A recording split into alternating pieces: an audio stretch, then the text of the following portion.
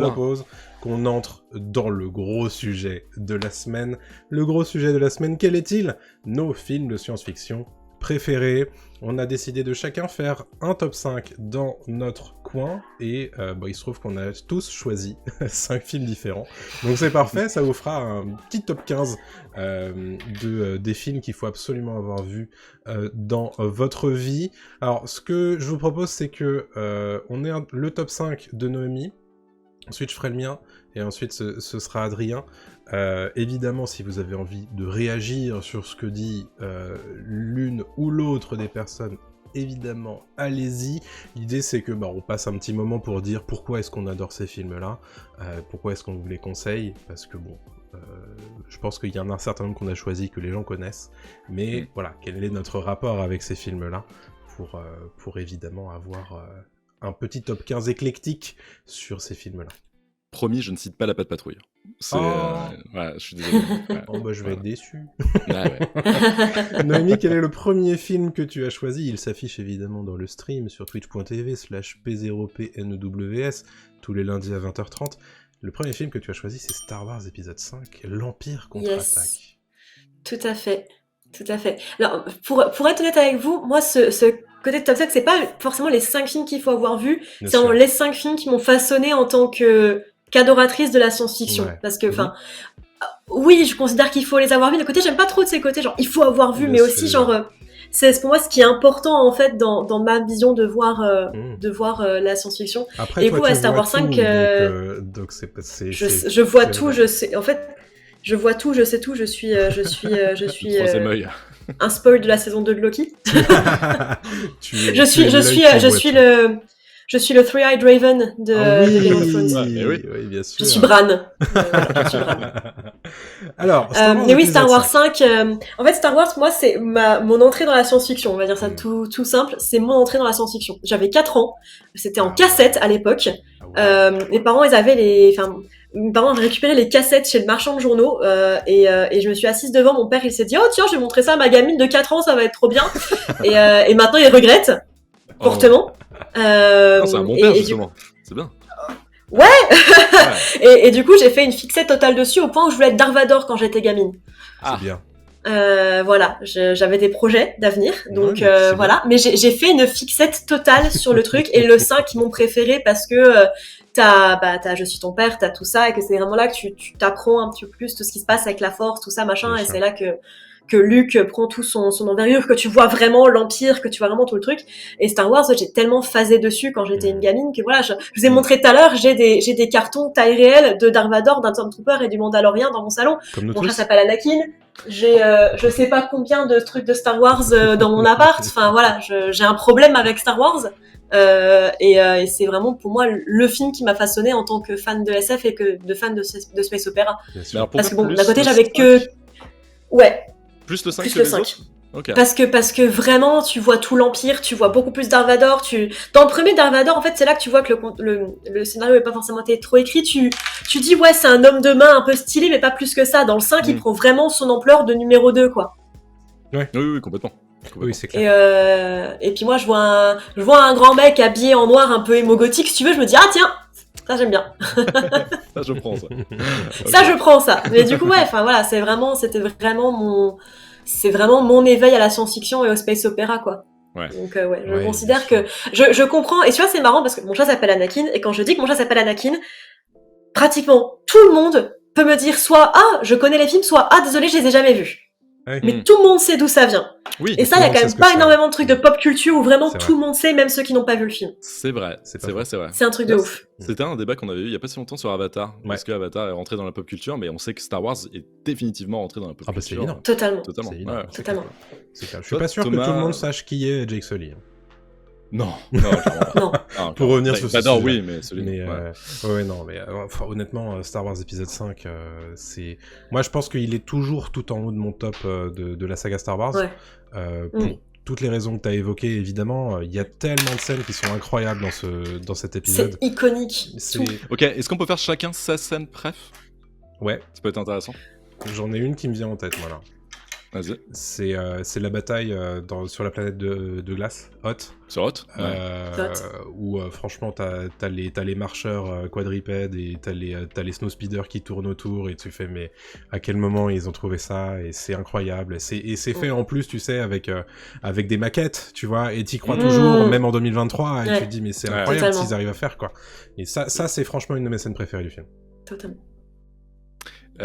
Moi, ce serait la scène de Han Solo qui répond à Leia « Je t'aime » et il dit « Je sais ».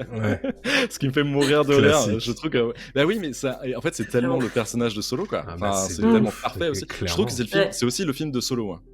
Oui, c'est vrai. L'Empire contre-attaque. Beaucoup plus que Retour, beaucoup plus que Un Nouvel Espoir.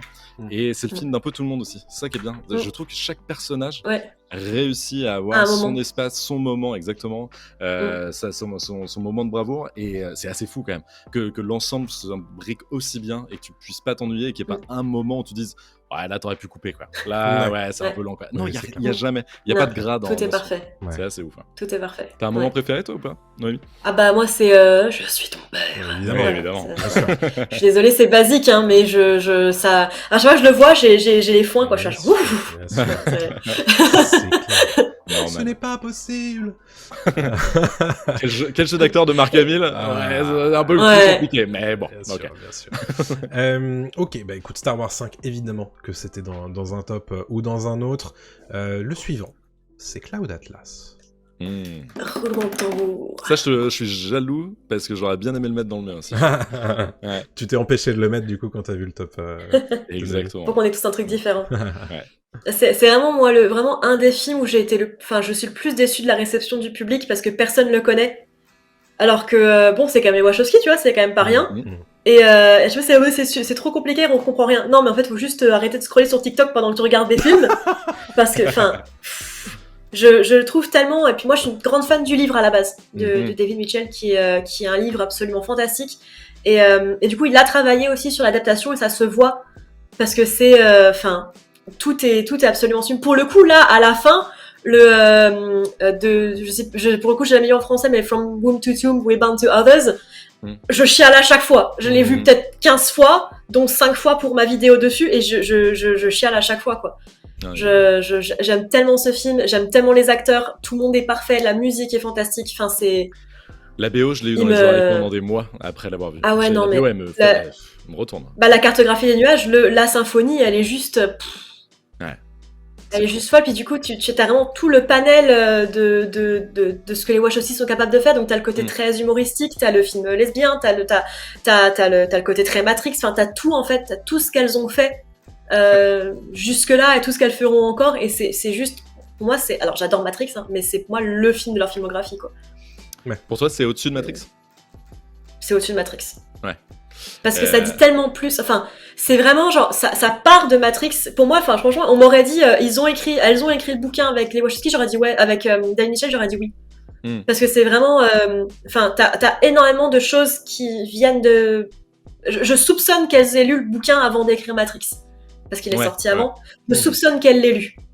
Parce que t'as vraiment toute la thématique sur voilà la transition, sur le genre, sur la sexualité, qui sont très intriquées dans ce bouquin et que tu retrouves dans Matrix, mais qui sont encore plus explicitées dans le bouquin parce que c'est beaucoup plus mis en avant, parce que c'est fait pour. Et je soupçonne vraiment que ça vienne de ça. Le fait que, enfin, pour moi, le fait qu'elles aient pris des acteurs, que les mêmes acteurs reviennent, changent de genre, enfin changent de race pour certains. Enfin, pour moi, c'est pas anodin. Ouais. Et c'est pour moi au-dessus de Matrix pour ça, parce qu'elles ont pris les thèmes qui leur sont chers, qu'elles ont infusés dans Matrix, mais elles les ont encore plus étendus.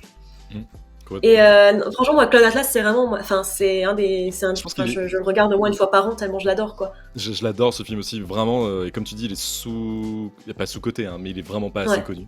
Mais à la limite, tant mieux. J'aime bien ce genre de film. C'est un peu cult classique, tu vois, d'un coup, qui devient un culte après coup. Mais ça a été un four au cinéma, hein, quand il est sorti, ça n'a pas marché. Mais de toute façon, c'est Speed Racer, c'est pareil, c'est un four. Alors Speed Racer a énormément de choses à prouver. Et il est génial, ce film, pour plein de raisons. Mais les Wachowski, après Matrix, se sont fait défoncer, on sait pas trop pourquoi, mais voilà. Et je pense que Cloud Atlas c'était un film trop en avance. S'il sortait aujourd'hui, avec toutes les thématiques qu'on aborde aujourd'hui, avec toute la libération justement de sujets qu'on peut aborder, et notamment la nouvelle génération qui est beaucoup plus libre là-dessus, parce que c'est un film qui a 11 ans maintenant, je crois. Je pense que ça serait beaucoup plus pertinent de le sortir aujourd'hui. Il marcherait beaucoup mieux et il serait vraiment dans l'air du temps. Mais je pense qu'ils avaient ou au contraire, on nous dirait qu'ils valent sur la walk et tout ça, alors que c'est déjà écrit dans le bouquin, et le bouquin est sorti je crois qu'il est sorti l'année de ma naissance. Donc il est plutôt jeune, quoi. Enfin, ça va, mais il est plutôt jeune. Tu vois, je pense que le public est plus prêt aujourd'hui, tu vois, qu'il y a 10 ans. Non. À le voir. Ah ouais, tu penses pas? Alors honnêtement non, parce que moi je suis une grande fan de Star Trek, et quand on ose me dire que Discovery c'est woke, clairement t'as jamais vu TOS et t'as jamais vu TNG, et tu devrais te taire, quoi. Mais non, le public est beaucoup moins prêt avant qu'il l'était il y a 10 ans. Je pense que surtout qu'on en fait des caisses autour de certaines thématiques de la part de certaines populations, disons. Et que en fait il y avait des choses qui passaient comme une lettre à la poste à d'autres moments et à d'autres décennies, que maintenant d'un coup ça devient un procès culturel immédiat dès qu'il se passe quelque chose, quoi. Donc ouais, mais tu vois, c'est quand même un film où il y a Tom Hanks, Hugh Grant, etc. Donc c'est des grosses stars qui sont, tu vois, quand même, qui portent le film. Donc je pense pas qu'on lui ferait ce procès d'intention forcément à fond. On lui ferait, hein, mais moi je suis sûre que si. J'ai confiance en l'âme humaine, arrêtez. C'est moi croire que moi je dis de la SF, donc du coup non. Côté optimiste, ça, Adrien. Oui, je suis optimiste, merde. Bon, ok, d'accord. Mais en tout cas, pour revenir au film et juste au produit que c'est un super film qui est déjà visuellement incroyable, je trouve. Ouais. Et derrière, si t'es dedans, ça te prend du début jusqu'à la fin, quoi. Tu peux pas lâcher tout, quoi. Ouais. Tu l'as vu, Thomas? Je sais pas si tu l'as vu. Non, c'est un des seuls films de nos tops que je n'ai pas vu. Et je le regrette, mais à l'époque, je faisais partie des gens qui n'étaient pas allés le voir au cinéma parce qu'en fait, c'était trop long et je me sentais pas d'aller voir un film de 3 heures au cinéma. Et ça, c'est une des problématiques que ces films-là peuvent avoir, c'est que tout de suite, quand on dit ça fait 3 heures, tu dis ouais, plus tard. Et donc du coup, ce plus tard, 11 ans plus tard, je l'ai toujours pas vu, du coup c'est un peu dommage. Surtout vu ce que vous êtes en train de vous dire, donc je vais essayer de réparer cet affront le plus tôt possible. Tu nous tiendras au courant. Ouais, grave, mais je suis sûr que je vais adorer. Ton troisième film que tu as choisi, c'est Sixième Sens. Oui, alors ça c'est un bonbon d'enfance, ça. Ouais. C'était mon film d'enfance de quand j'étais malade et que j'étais triste et que tout ça, on se mettait à regarder ça avec mon papa. Voilà. Et aujourd'hui, je sais bien qu'il a... Ouais, j'adore les gens qui sont morts. Enfin, j'ai des problèmes, ok. Voilà, j'ai des problèmes. Mais c'était vraiment c'était vraiment mon film bonbon de gamine, et c'est resté. Et je sais aujourd'hui qu'il a plein de problèmes. Et en fait, j'étais méga surprise honnêtement quand je fais mon top 10 pour le coup de mes films de science-fiction préférés. La plupart des commentaires c'était "Ouah, Sixième Sens, c'est trop de la merde." J'étais là genre "Comment ça, c'est de la merde, Sixième Sens?" Enfin, pour moi, il bénéficiait d'une bonne cote de popularité, et en fait non, apparemment. Donc du coup j'étais un peu surprise, mais pour moi ça reste c'est un de mes premiers vrais films mindfuck en fait, et c'est un des premiers films où vraiment tu peux le regarder un peu en boucle, et tu découvres en fait à chaque fois plein de petits trucs. Puis voilà, puis Bruce Willis c'est absolument iconique, la musique est absolument iconique. J'aime beaucoup la filmographie de Shyamalan, bon, pas tout, mais j'aime beaucoup sa filmographie. Enfin voilà, j'aime beaucoup Sixième Sens, et c'est vraiment un des... Alors c'est peut-être plus de l'urban fantasy, j'en sais rien, tu vois, on va pas parler de sous-genre, mais c'était vraiment un des films qui m'a le plus marqué à l'époque quand je l'ai vu pour la première fois, parce que en fait c'était vraiment la première fois que je voyais un truc comme ça, quoi. C'était un phénomène à l'époque. Je sais que c'était assez ouf. Moi j'étais gamin, mais je sais que tout le monde en parlait, notamment mes parents, les amis de mes parents. C'était un truc de fou. Le seul problème que je reproche au film, je le trouve très bien, il tient super bien la route, c'est que tu le vois une fois, t'es sur le cul. Tu le revois une deuxième fois, tu fais c'est génial. Et après la troisième fois, tu fais ouais, en fait, je connais, quoi. Enfin, t'es moins. C'est dur de le revoir souvent, tu vois ce que je veux dire? Qu'un Incassable de Shyamalan, c'est plus facile. Incassable, je trouve, a des strates beaucoup plus profondes, quoi. Mais oui, il est. Alors que Avatar, le dernier maître de l'air, c'est chef-d'œuvre. Ouais, Avatar, c'est un chef-d'œuvre. Tu disais quoi? C'est un de ses tout premiers films, non, Sixième Sens? C'est son deuxième ou son troisième, non? Je pense que c'est son premier. Incassable, c'est après. Mais oui, Sixième Sens, c'est son premier, je crois. Ouais. Non, il en a fait 2 sur 2 avant. Il en a fait un en Inde, et il a fait un où c'était un gamin qui découvrait la sens de la mort quand son grand-père il meurt. C'est son 3e film. Donc c'est son 2e ou 3e film, je sais plus l'ordre, mais je sais que son premier c'est celui qu'il avait fait en Inde, qui est introuvable aujourd'hui. C'est son 3e film. En 98, il sort Éveil à la vie, et en 92, il sort Praying with Anger. Voilà. Voilà, c'est ça. Praying with Anger. Ok, ça c'était ton 3e film, évidemment, 6e sens. 3e. Donc c'était aussi un de ces... Puis c'était la première fois qu'il se coltinait un truc comme ça. Puis des acteurs, enfin, diriger un gamin, tu vois, pour sortir ce qui fait sortir à ce pauvre gamin, tu vois, enfin, faut déjà le sortir aussi, quoi. Quel acteur. Quel gamin. Toni Collette aussi. Toni Collette qui est super. Et puis, pour Toni Collette, qui c'est comme ça qu'il est complètement entré, dans sa légende, en fait, Shyamalan.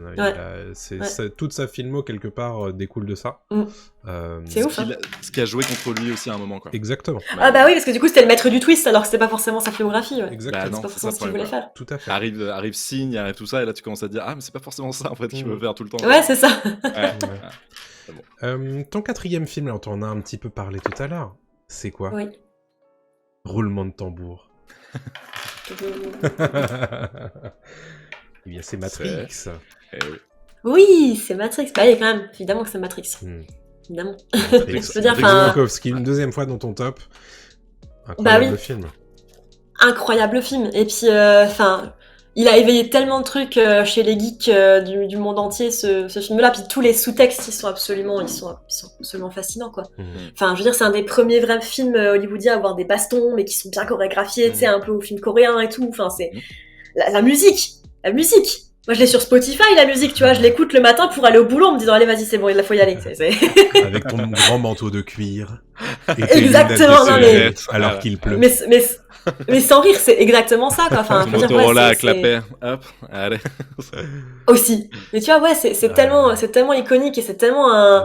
Enfin, il a amené tellement de choses. Et ce qui est marrant aujourd'hui, c'est les mecs, tu sais, les gros incels à la Andrew Tate qui utilisent le principe de la red pill. Alors que la red pill, c'était pour la testostérone, tu vois. Et du coup, c'est vraiment ultra drôle de voir comment le truc est tellement entré dans la pop culture que maintenant il est complètement inversé. C'est assez ouf. Mais oui, c'est un film qui parle de... Enfin, les layers qu'il y a. Et pour l'info, j'adore le 2, le 3 et le 4 aussi. Je suis une fan de toute la saga Matrix, les animatrix et ça, tout ce qui était autour. Mais je suis très grande fan de ce qui est fait dedans. Et en plus, pour une gamine queer, tu vois, c'est encore plus bonbon, quoi. Tu vois ça, t'es là, enfin, on parle de moi. Non, mais... Enfin, vraiment, non, il y a tellement de layers dans ce film, quoi. C'est ouf. Ouais, c'est ça. Comme tu dis, il y a tellement de couches. C'est assez fou qu'ils aient ramené autant de genres et que ça fonctionne, en fait. C'est ça qui me fascine toujours avec ce film. C'est ça. Hugo Weaving. Oh là là. Parlons d'Hugo Weaving. Le casting, il est fou. Monsieur Anderson. Pourquoi? Mais même la bataille enfin la bataille, c'est pas une bataille, le fight western dans le métro tient encore mais tellement bien la route aujourd'hui. Oh là là. Mais ça me fascine en fait qu'ils aient réussi à faire ça en 99. C'est ouf. Bonjour. Et c'est un film pareil que tu peux voir 1000 fois, etc. Ouais. Le 4, par contre, t'as parlé du 4. Le 4 est un peu plus compliqué pour moi. Je vois ce qu'elle a voulu faire. Le 4. Mais alors, c'est ça, c'est très clivant, hein, le 4. C'est soit t'adores, soit tu détestes. Moi, je suis restée collée à mon siège tout le long et j'étais dedans, quoi. Ah ouais? Autant que Anakin actuellement, quoi. Anakin, donc, qui est le chat de Noémie, qui passe à l'écran pour ceux qui nous écoutent en podcast. Ouais, le 4, bon, on va pas rester sur le 4, mais c'est vrai que ça... Mais je peux comprendre en quoi il est clivant. Bien sûr. Je peux comprendre en quoi il est clivant, très clairement. Bien sûr. Ouais, mais j'adore Matrix. Ça serait pas haut. Ouais. Et on va passer à ton 5e film. C'est rigolo parce que tous les deux, vous avez choisi un film d'horreur dans vos tops, ce qui n'est pas mon cas. Ton 5e film, c'est Alien, le 8e passager. Et quel excellent film qu'Alien, le 8e passager. Excellent film. Oh là là. Oui. C'est le film qui m'a le plus foutu la trouille de ma vie. Ou encore une fois, merci papa, mon père a eu beaucoup de poids dans ma vie. Déjà, c'est normal, c'est mon père. Star Wars, c'est 4 ans. J'avais 8 ans. Ok. Et il s'est dit, elle est très mature pour son âge, ça va passer, c'est bien. Et ben non, j'ai eu la trouille d'être dans un ascenseur pendant genre bien 10 ans. Aïe. Donc merci papa. Voilà. Et puis avec le recul, je me dis que ma détestation de la maternité vient peut-être de ça aussi éventuellement. Peut-être. Parce que c'est vraiment un de mes cauchemars. Encore aujourd'hui, tu vois, je vais avoir 28 ans, donc ça va faire 20 ans, et j'ai toujours ce cauchemar du truc qui me sort du ventre, tu vois. Oui, bien sûr. Toujours là. C'est toujours ça. Donc, ce film m'a marqué, mais quel film! Et pourtant, je ne peux pas voir Ridley Scott. Ouais. Alors, il a fait Blade Runner, il a fait ça, le reste de sa filmographie, je ne la supporte pas, je trouve que ce qu'il a fait, c'est de la merde en règle générale. Mais alors, Alien, je sais pas ce qui me fait, ce film, mais il parle vraiment un truc, puis si tu vois en plus que c'est fait de briques et de broc, tu vois, genre tu vois que le vaisseau c'est littéralement genre le bout de carton qu'ils ont trouvé au bout du tournage, tu vois, enfin, je trouve ça ouf. Les acteurs sont totalement dingues, enfin, je pense encore une fois que Ellen Ripley elle a réveillé beaucoup de sexualité, en tout cas elle a réveillé la mienne. Enfin, il y a tout dans ce film. Tu vois, puis c'est un truc qu'on voit plus aujourd'hui dans les films, que ce soit purement science-fiction ou horreur. C'est le côté genre, tu sais, slimy. Tu sais, ça bave et tout ça, t'as plus ça, tu sais, genre à la The Thing, tu vois, au tout début de Star Trek, t'as plus ce côté vraiment crade, mais pas crade gore. Non. Mais crade, genre, tu sens que c'est lourd, c'est poisseux et tout. Enfin, c'est vraiment ce côté ambiance là que t'as plus. Je parle vraiment comme une vieille conne, mais que t'as plus aujourd'hui dans les films de jeunes. C'est presque trop clean maintenant. Mais t'as vraiment cette ambiance où tu sens que c'est étriqué, tu sens que les couloirs ils sont autour de toi et tout. Et c'est un truc de mise en scène que Ridley Scott est. Voilà, il est ouf. Et tu parlais du vaisseau, le Nostromo, et le Nostromo. Alors, ok, il fait de briquet de broc, mais il s'est aussi vachement aidé de Geiger pour le design du monstre. Mais le truc, c'est qu'il a joué sur cette peur d'un truc qui n'est jamais physiquement présent. On voit jamais l'alien. Je spoil pour ceux qui l'ont pas vu, mais bon.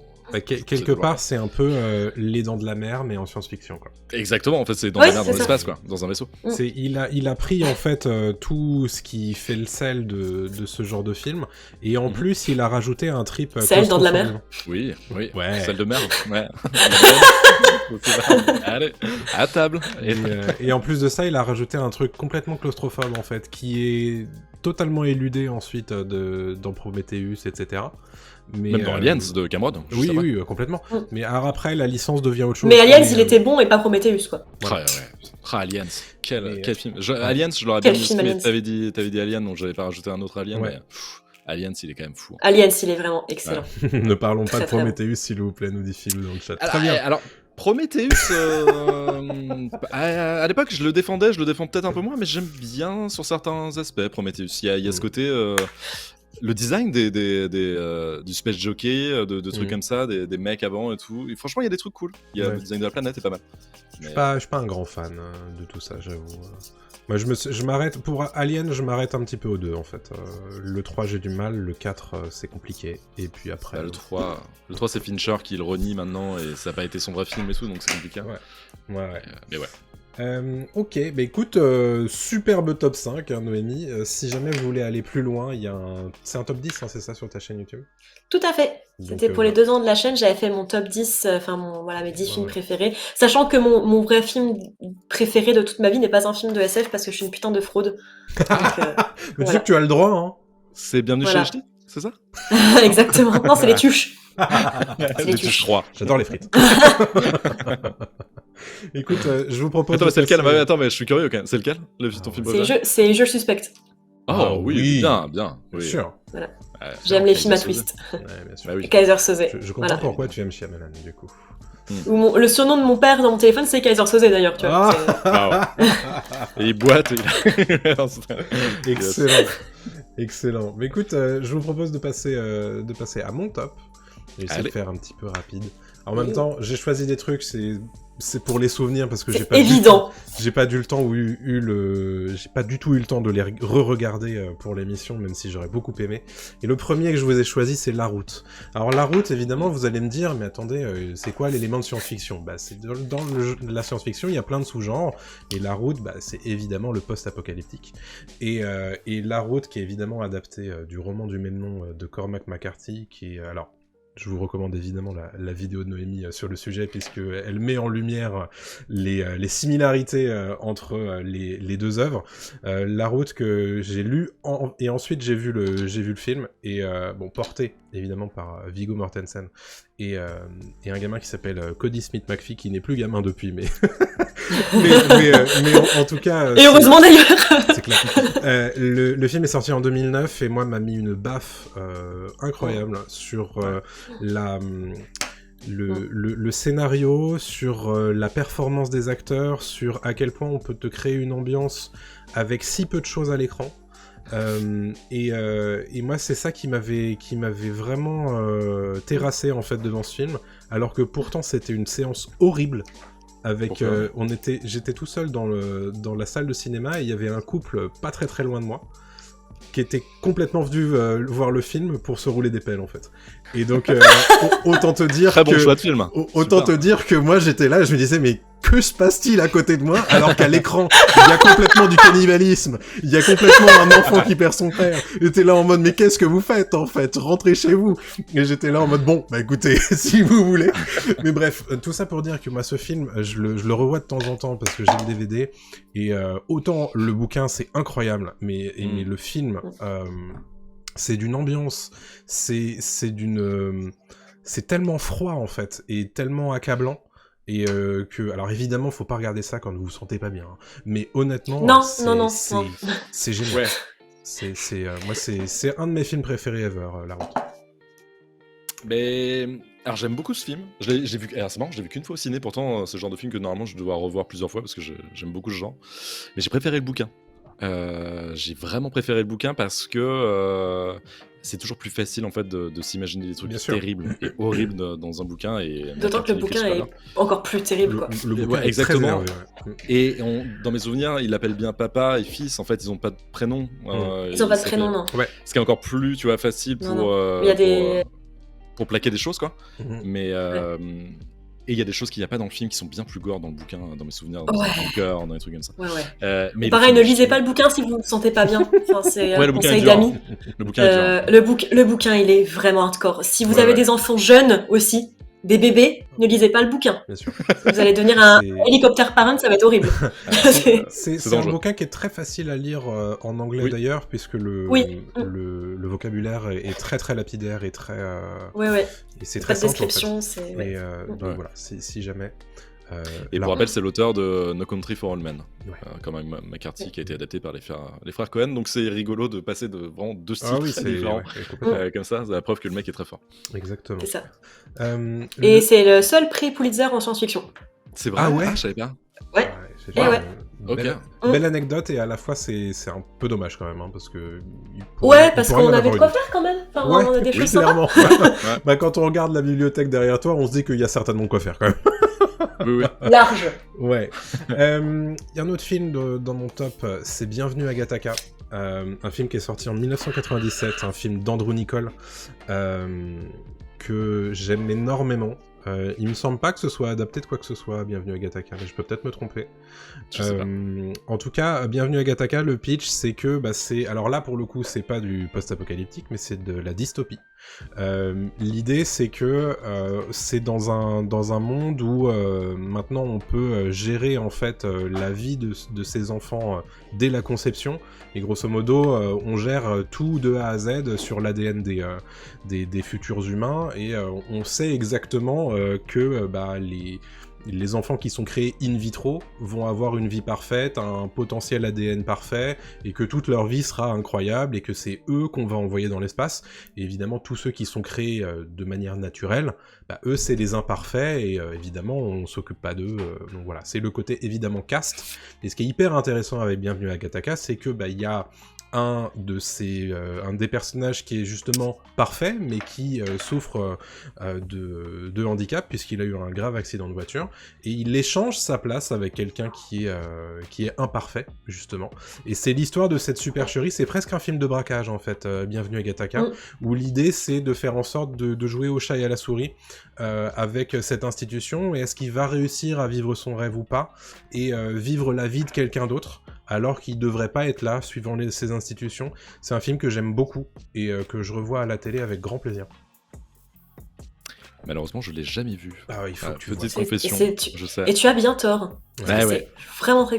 honnêtement, je le cite, mais toutes les 2 vidéos, et j'ai jamais fait une vidéo dessus. Mais je le cite tout le temps. Ouais. Mais par contre, c'est pas une adaptation directe, mais il a été fortement influencé par les travaux de Clarke, quand même. D'accord. Enfin, il y a des... Enfin, alors c'est pas lui qui a inventé le bébé éprouvette, si tu veux, mais il y a vraiment des choses qui viennent de Charles Hands, notamment, qui viennent de ça. Ouais. Mais bon, voilà, c'est très influencé par des travaux qui ont été faits avant lui, quoi. Parce que, voilà, mais c'est pas de l'influence directe, quoi. Il y a pas de livre Gattaca. Ouais.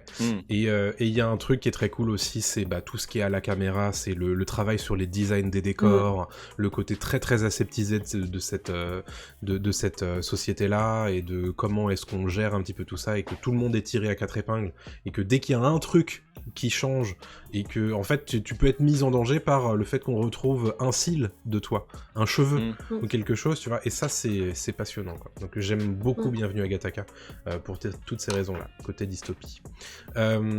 Troisième film que je vous ai sélectionné, tu l'as mentionné tout à l'heure, Noémie, c'est Blade Runner.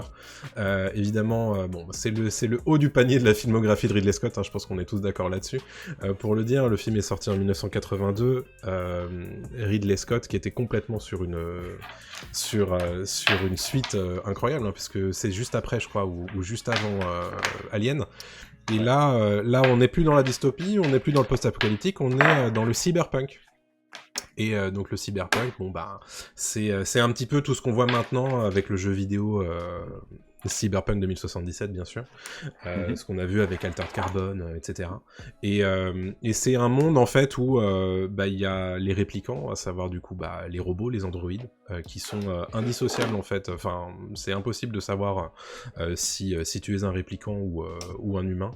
Et on suit le personnage de Rick Deckard, qui est évidemment merveilleusement interprété par Harrison Ford, et on se pose la question, est-ce qu'il en est un ou est-ce qu'il n'en est pas un, et son rôle, lui, c'est de traquer les réplicants. Exactement. Et donc évidemment c'est quelqu'un qui traque les réplicants, et on se pose la question s'il en est pas un lui-même, quoi. Et moi j'aime beaucoup, il y a vraiment une ambiance qui est très pluvieuse, qui est pas poisseuse, mais qui est très noire, et j'aime beaucoup ce côté-là en fait avec le cyberpunk, donc évidemment c'est très néon, mais à la fois tu sens que c'est très sombre quand même, et que c'est une société qui a vraiment des soucis, et tu te dis c'est un futur potentiellement auquel on est promis, tu vois, et tu te dis, il y a vraiment beaucoup d'idées sur, pareil, la mise en scène, et puis j'adore les films de science-fiction de cette époque-là, parce que tout est fait dans la caméra, c'est-à-dire que quand c'est pas des maquettes, c'est des décors qui sont créés, tout est vraiment bien pensé, quoi. Les musiques de Vangelis, j'en ai pas parlé, mais voilà. La scène sous la pluie, évidemment, avec Rutger Hauer, tu fais, mais bon, voilà, c'est classique, c'est un classique absolu, quoi. Des larmes Blade dans Runner. la pluie. Voilà, Blade Runner, j'aime beaucoup. Ça, pour le coup, c'est librement adapté Enfin, librement. Inspiré les androïdes reptiles de moutons électriques de Philippe K. Dick. Donc j'espère qu'on aura une vraie adaptation un jour, parce qu'elle le mérite. C'est pas que j'aime pas Blade Runner, mais que c'est pas pareil, quoi. Ils avaient pas fait une adaptation série, ou vous avez dans l'idée d'en faire une, dit quelque chose, ouais. Mais ça, c'était jamais vraiment. Ouais. Je sais plus. Parce que le film a une telle aura que dans tous les cas, ça aurait... Enfin, les gens l'auraient comparé au film et pas au livre. Évidemment. Ce qui a été le cas avec Villeneuve. Ce qui est malheureux, parce que vraiment, le livre, il y a tellement de choses à dire, mais qui n'ont pas... Enfin, tout le truc de lire autour de la religion, du mesmérisme et tout, t'as tellement de trucs à dire. Ouais.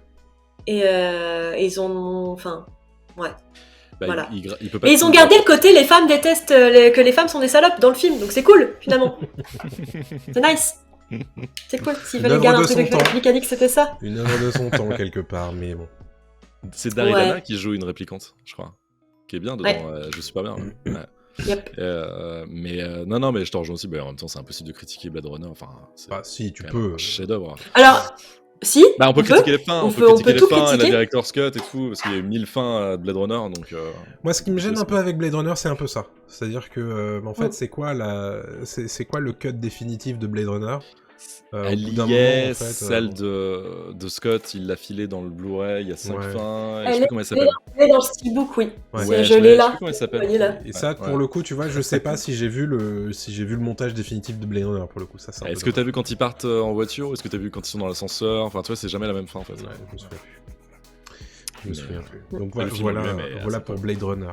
Et je vais enchaîner avec le 4e, et alors ça c'est un film qui est extrêmement cher à mon cœur, c'est Jurassic Park, sorti en 1993, c'est réalisé évidemment par Steven Spielberg, et bon, écoutez, qu'est-ce que je peux dire sur Jurassic Park qui n'ait pas déjà été dit, mais là c'est vraiment le concept, c'est évidemment on a réussi à cloner des dinosaures à partir de l'ADN qu'on a retrouvé dans l'ambre, et on leur a rendu la vie en fait, et on les a mis dans un gigantesque parc d'attractions qui doit recueillir du public, mais avant ça, un certain nombre de scientifiques viennent étudier le parc et donner leur avis ou pas, puisque le parc, évidemment, est sujet à de nombreux dysfonctionnements, et ça devient un petit peu un thriller, en fait. Hein. C'est adapté... Qui aurait pu prédire ? Voilà, c'est adapté d'un bouquin de Michael Crichton, à qui l'on doit notamment Monde Ouest, à savoir Westworld, c'est lui qui avait réalisé le film.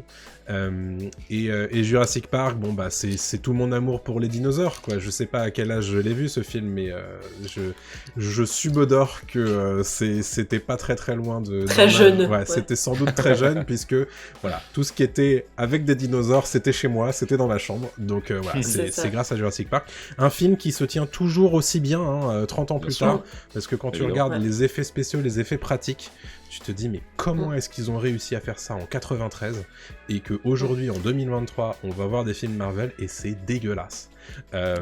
Donc bon. Parce qu'ils avaient du temps et de la passion peut-être, je sais pas. Voilà, c'est un film absolument dingue et avec une bande originale signée John Williams qui est absolument... incroyable. Et il y a des couches aussi intéressantes, il y a des détails que j'ai mis des années avant de voir. Le fait que par exemple Grant, au fur et à mesure, en fait, plus il salit, plus ses habits deviennent roses, donc un peu plus féminins, et elle, plus elle avance dans l'histoire, je sais plus comment elle s'appelle, c'est... Merde, j'ai pas Ellie Sattler. Ellie Sattler, pareil, elle devient plus bleue, je crois. Enfin voilà, ils échangent leurs habits. Il y a une inversion, il y a une inversion des genres et des rôles, et je trouve ça super intelligent et c'est très malin, c'est visuel et tout. Enfin, c'est cool. Puis qu'il veut pas avoir d'enfants, etc. Enfin, je sais plus où j'avais vu ça. C'était dans Crost, je pense que j'avais vu cette. Il y a moyen, ouais. Je sais plus où j'avais vu ce truc-là. Ouais. Bah, Karim Debache, mais intéressant. Science aussi là-dessus, très fort. Voilà. Qu'on embrasse très fort. Ouais, évidemment. Si tu nous regardes. Si un jour il veut passer dans l'émission. Un jour peut-être. Mais tout ça pour dire que voilà, Jurassic Park. Alors évidemment, j'aime moins certaines suites, hein, notamment Jurassic World. J'aime toujours bien Le Monde Perdu. Jurassic Park 3, c'est compliqué. Mais voilà, tout ça pour dire que Jurassic Park, pour moi, c'est le film chocolat chaud, quoi. Ouais, genre, complètement. Sous le plaid, chocolat chaud, t'es bien. Film du dimanche. Et puis tu sais, quand ça va pas, tu te dis, je vais me faire Jurassic Park, quoi. Et ça ira mieux. Bah c'est sûr, tu préfères regarder ça que The Road quand ça va pas, quoi. Ouais, clairement. Quitte à faire.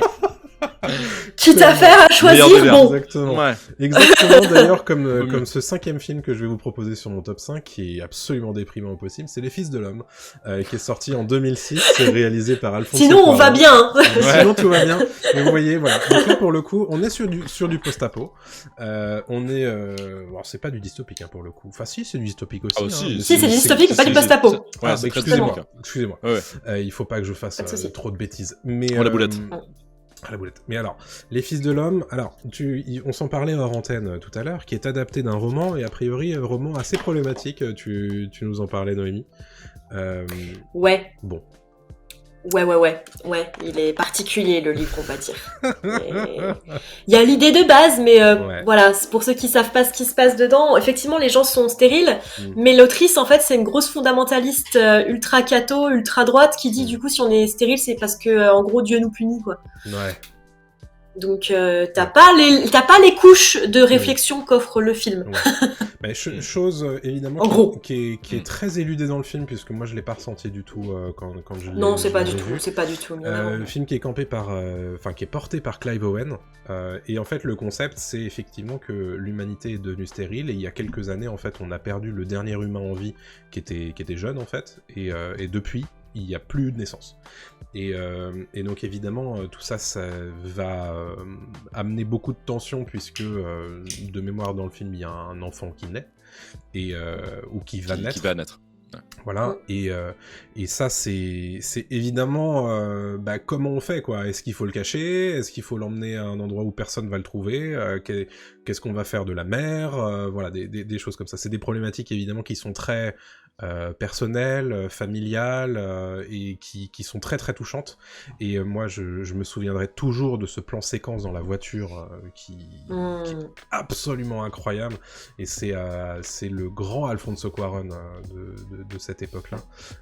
Et moi, ça m'avait complètement retourné le cerveau, quoi. Et c'est un film que j'aime beaucoup. Alors évidemment, c'est pas un film qu'il faut regarder quand on va pas très bien, mais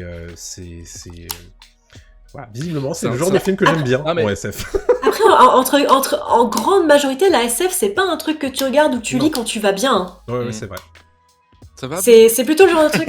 Non. Non, ça va pas, non. Ça va pas, merde. Mais en règle générale, c'est plutôt un truc qui.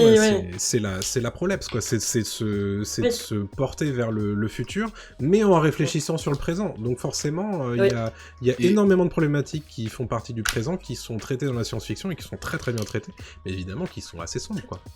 Dans Les Fils de l'Homme, il y a surtout la crise migratoire qui est traitée. Qui à l'époque était pas du tout sur les radars, enfin très très peu, quoi. On n'en parlait pas dans les médias comme on en parle aujourd'hui. C'était pas un sujet d'actu et il avait déjà en fait anticipé tout ça. En tout cas dans le bouquin, j'imagine qu'elle en parle aussi. Mais le film mettait ça en avant et bien d'autres sujets pas très très glorieux et pas très cool qui nous arrivent aussi aujourd'hui. Et voilà. Comme on l'a dit, c'est pas très jouissant, mais ça donne aussi une vision de ce qu'on peut devenir, de ce qu'on peut voir plus tard. Ça avertit. Exactement. Tout à fait. Et c'est la fin de mon top 5, on va enchaîner avec le tien, Adrien, parce qu'il commence à se faire tard, mais on tient le coup, on On est là. Alors, le premier film que tu nous as sélectionné, Adrien, c'est... The Thing, de Carpenter, de John Carpenter. The Thing, film d'horreur, incroyable film incroyable. Que je revois assez régulièrement. Évidemment, résumé The Thing. Alors, The Thing, c'est l'histoire d'une forme extraterrestre qui tombe en Alaska à côté d'une... J'essaie de pas trop spoiler. À côté d'une station de scientifiques, et cette forme extraterrestre a le pouvoir de se métamorphoser, de prendre l'apparence des humains qu'elle touche. On imagine qu'elle touche, on le sait jamais vraiment dans le film en fait comment elle prend possession d'une personne, et donc elle prend ses traits, elle devient la personne, et puis aussi elle peut faire exactement la même chose, elle peut parler, elle peut réfléchir, elle peut penser, etc. Donc en fait c'est vraiment un jeu de cache-cache, c'est un jeu du chat et la souris, de savoir qui est la chose, parce que la chose en fait quand elle prend possession d'une personne la tue, donc voilà, on retrouve en général les carcasses des gens qui ont été tués, et au fur et à mesure elle va contaminer de plus en plus les personnes et les scientifiques de la station jusqu'à ce qu'il en reste de moins en moins, quoi. C'est un film assez incroyable parce que c'est un film de paranoïa. C'est, je pense, le plus grand film sur la parano qui a été fait. Il y en a d'autres aussi, genre l'échelle de Jacob, etc. Mais vraiment, The Thing, c'est un film sur qui ment, qui dit la vérité, qu'est-ce qui est vrai, qu'est-ce que je vois, comment justement Carpenter arrive à te retourner le cerveau en te faisant croire que peut-être que le héros en fait est devenu la chose et en fait est le méchant. C'est assez fou, c'est assez grandiose au niveau de la mise en scène, de la zik aussi, c'est incroyable. Carpenter aussi à la musique, parce que Carpenter fait beaucoup, quasiment tous ses films en fait, il a composé les musiques de ses films.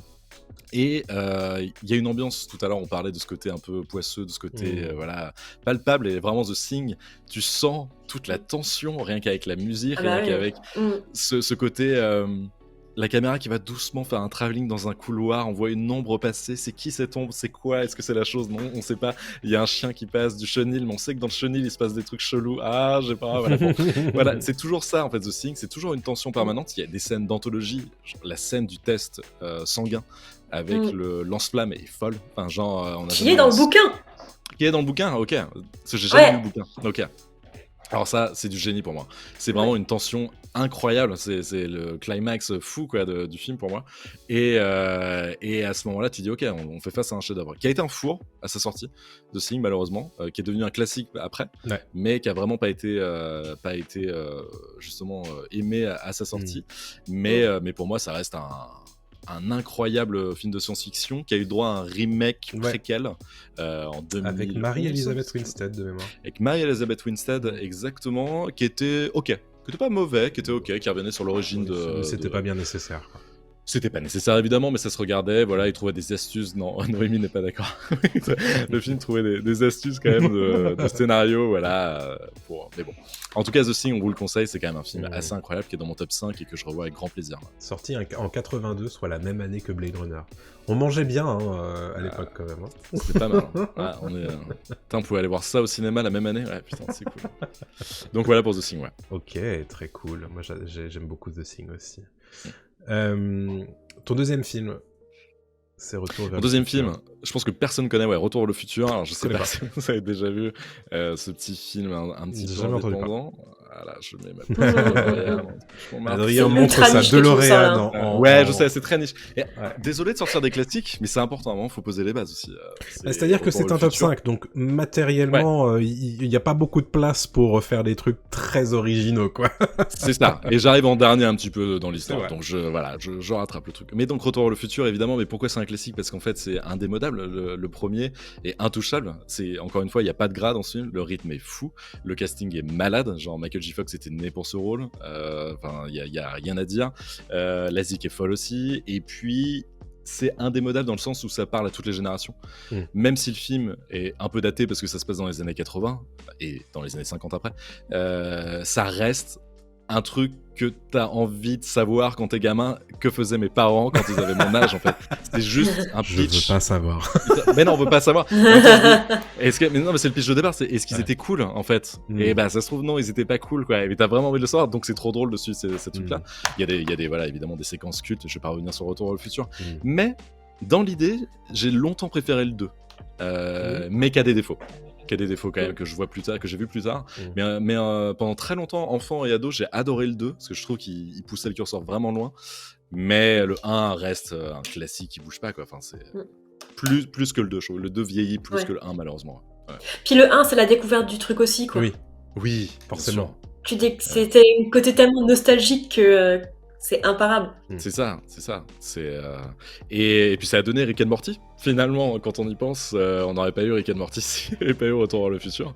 Donc voilà, ça a inspiré tellement aussi la pop culture en général que c'est assez fou l'impact que ça a eu, que ça a encore aujourd'hui sur le cinéma. Ça a relancé la marque de L'Oréal. Ça a relancé, évidemment. Nike a grave kiffé, je pense. Qui était complètement tranquille. Ils l'ont pris parce que c'était pas cher, il me semble, non? Et ils l'ont pris parce que c'était pas cher. À la base, ils voulaient que ce soit un frigo, mais en fait, Spielberg a dit non parce que en fait, les gamins vont s'enfermer dans les frigos pour. J'avoue. Mais alors, fun fact, ils l'ont réutilisé dans Indiana Jones 4, le truc du frigo. Oui. Mais c'était pas nécessaire non plus, ça. J'allais le dire. Non, en fait. Indiana Jones 4 n'était pas nécessaire pour le coup. Non, l'histoire du frigo, c'est un mauvais bail, apparemment, faut pas l'utiliser. Mais donc, le Retour vers le futur, c'est juste intouchable, quoi. Donc. C'est-à-dire comme toi sur Jurassic Park, c'est pareil. Ah oui, non, mais moi je me souviens, j'ai un souvenir ému de la dernière fois que j'ai vu ce film. C'était à tes côtés au Grand Rex. Et alors on a vu le premier film, donc c'était un marathon Retour vers le futur, incroyable. Ouais. Le premier film se termine, le deuxième film commence, et là on se dit mais ça gratte quand même un peu, non? Et il se trouve qu'il y avait des punaises de lit dans le Grand Rex ce jour-là. Et donc on est rentré chez nous et on n'a pas terminé le marathon. Parce que voilà quoi. Quel enfer. Mais voilà. Le retour vers le futur. Ça m'a pas gâché, tu vois. Non. Le futur. Non, bien sûr. Ouais. Alors là, classique des classiques, tu nous proposes en troisième film de ton top 5, Terminator 2, Judgment Day.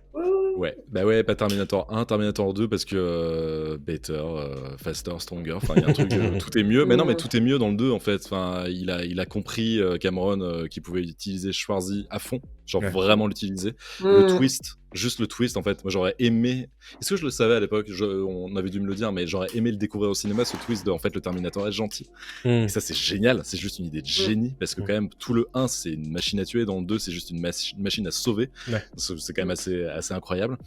Pour le T-1000, juste pour le T-1000, j'ai envie de mettre ce film dans le top parce que Robert Patrick est monstrueux. L'effet de liquide, il passe encore tellement bien aujourd'hui. l'effet de liquide est fou. Les effets spéciaux sont dingues dans ce film. C'est un monstre de charisme. Robert Patrick, Schwarzenegger aussi. Et évidemment, on est obligé de parler de Sarah Connor. Enfin, Sarah Connor, c'est juste la figure de l'actionneur féminine. Mais pure et dure, au-dessus d'Ellen Ripley pour moi. Enfin, c'est. What? Par contre, on va se calmer direct. Franchement, ouais, mais tu vois, elles sont quasiment au même niveau. Mais je trouve que Sarah Connor. L'évolution de Sarah Connor, elle est super. L'évolution de Sarah Connor est dingue. Elle est assez dingue, quoi.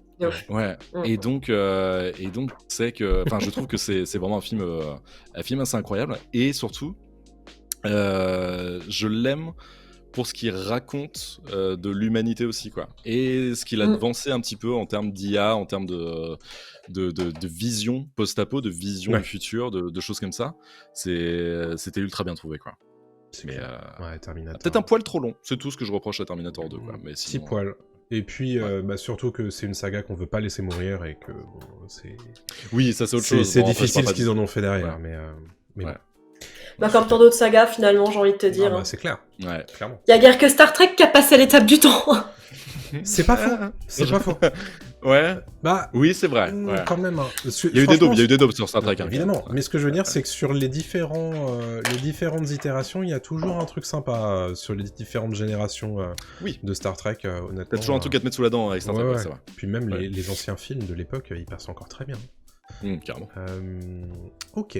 4e film, Adrien, c'est le 5e élément. Alors tu m'as dit que t'avais hésité tout à l'heure hors antenne. Donc le 5e élément. Je vous dirai le dernier. Ouais, je vous dirai le dernier après qui est pas dans le top. 5e élément, en fait, parce que c'est vrai que j'avais hésité à le mettre, mais pour moi le 5e élément, en fait, quand j'ai découvert ça gamin, tout de suite dans ma tête c'est ça la SF.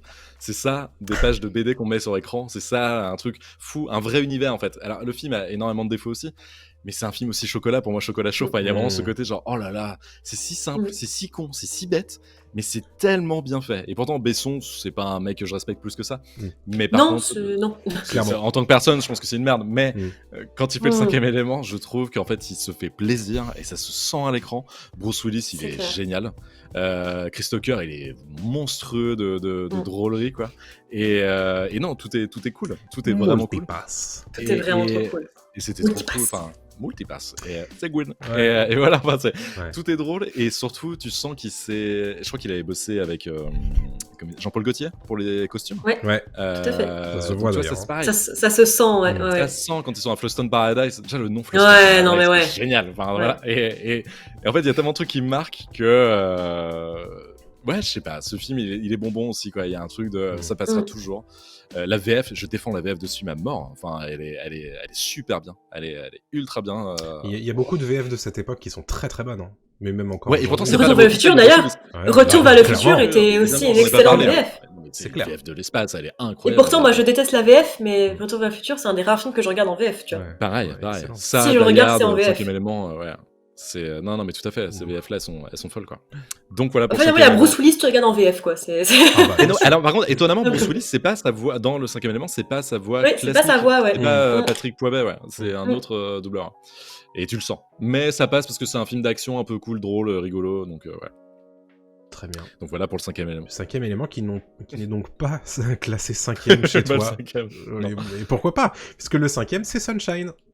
Ouais, Sunshine de Danny Boyle. Sunshine de Danny Boyle qui est pas forcément assez cité, et c'est vrai que c'était pas forcément celui que j'avais dans mon top, mais Sunshine en fait est quand même un excellent film de science-fiction. Donc Danny Boyle, Cillian Murphy qui joue le héros, on a Chris Evans aussi, on l'oublie, je crois qu'il y a Michelle Yeoh dans le film. Il y a un gros casting dans Sunshine, on a un peu oublié, qui est vraiment un film d'anticipation aussi, parce que la Terre se meurt et donc on doit balancer en fait, très schématiquement, une bombe dans le soleil pour que ça aille mieux, quoi. Et donc ils partent en vaisseau et en gros ça va mal se passer, il va y avoir des problèmes techniques, etc. Je vais pas rentrer dans les détails. Ce qui fait qu'en fait au fur et à mesure ça devient un film de parano aussi un peu.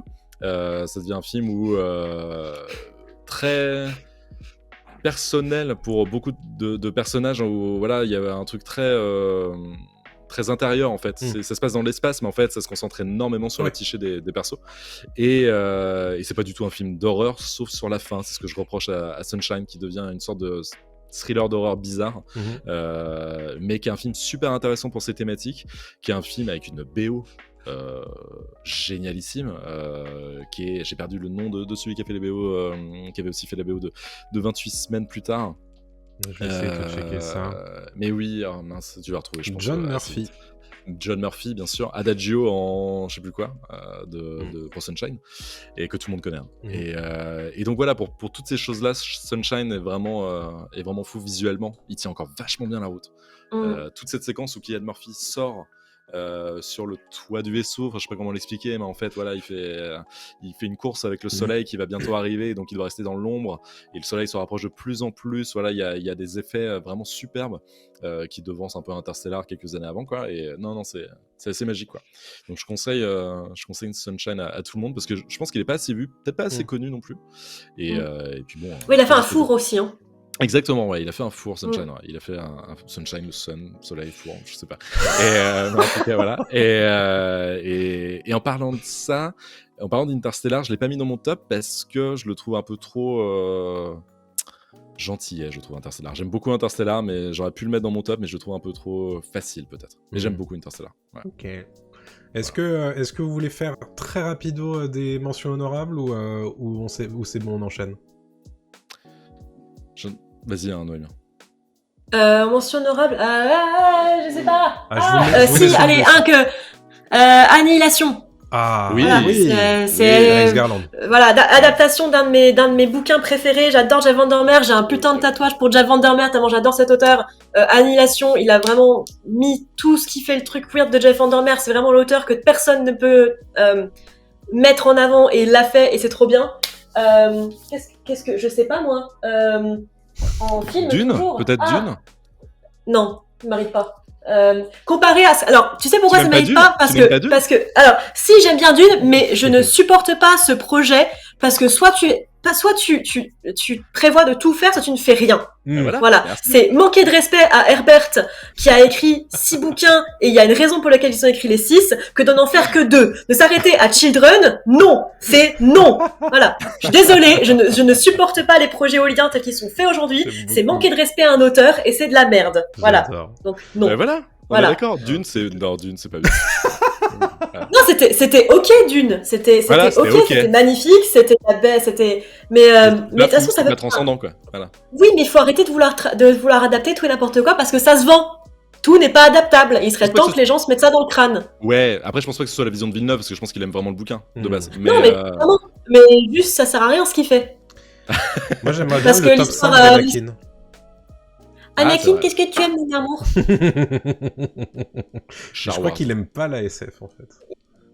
Oh bah dis donc, il aurait pas trop le choix. Du coup, Premier Contact et District 9. Voilà. Ouais, oui, clairement. Super. Ouais. Et du coup, merci d'avoir rappelé Premier Contact. Je n'avais aucune idée de comment s'appelait le film en français, donc voilà. Ouais, qui est pas ouf le nom. Ouais. Non. Ah non, parce que bah oui. Moi, j'aurais mis Eternal Sunshine of the Spotless Mind. Ouais. Oh oui. Qui est pour moi un film de SF un peu, quoi. Bah oui, c'est ce que c'est, oui. Ouais, non mais ouais, parce que bon, on pourrait dire que c'est juste une comédie romantique, voilà, un peu fantastique, mais c'est pour moi un vrai film de SF aussi, et qui m'a touché, qui me touche toujours. Certes, c'est un classique, mais qui est assez incroyable et qui vieillit pas non plus. Ouais. Clairement. Moi, j'en ai 2 à vous recommander en mention honorable. C'est Moon de Duncan Jones, qui est sorti. Oh là là, oui. J'adore avec ça. Toute la filmographie de Duncan Jones. Ouais, j'adore Moon. Et le deuxième c'est de l'hormone, c'est ça? Oh, mon Dieu. Je suis fatigué. Et le deuxième que je veux vous conseiller, c'est Ex Machina. Oui, que j'aime énormément. Oui, on a mérité un top Ex Machina, je pense. Comment? Ouais. On a mérité d'être dans un top même, je pense, Ex Machina. Oui, en fait, il était dans celui que je t'ai donné la semaine dernière, et puis j'ai calé Bienvenue à Gattaca à la place. Mais Ex Machina, je crois que c'est le film le plus récent dont on a parlé aujourd'hui, qui est sorti en 2014-2015, je crois. C'est Alex Garland aussi, et c'est... Annihilation 2018 Non, oui, t'as raison. Oui, c'est vrai, c'est plus tard, t'as raison. Ex Machina, c'est 2015, c'est ça? C'est 2015. 2014. Ouais. 2014. Oscar Isaac, Alicia Vikander en Android, et Donald Gleason qui, du coup, se prend d'un coup de foudre en fait pour cet Android et les questions que ça pose et évidemment les problématiques. C'est un film de huis clos et j'aime beaucoup ce film. Donc voilà, ça fait partie des trucs qui me sortent de la tête là tout de suite sur les mentions honorables. Et c'est, je pense, le moment de clôturer ce petit moment sur nos recos, notre top 15 étendu sur les films de science-fiction que nous préférons. Et évidemment, on vous donne rendez-vous dans les sections commentaires de tous les endroits où ce podcast est publié pour nous donner, vous, votre liste de recommandations, bien entendu.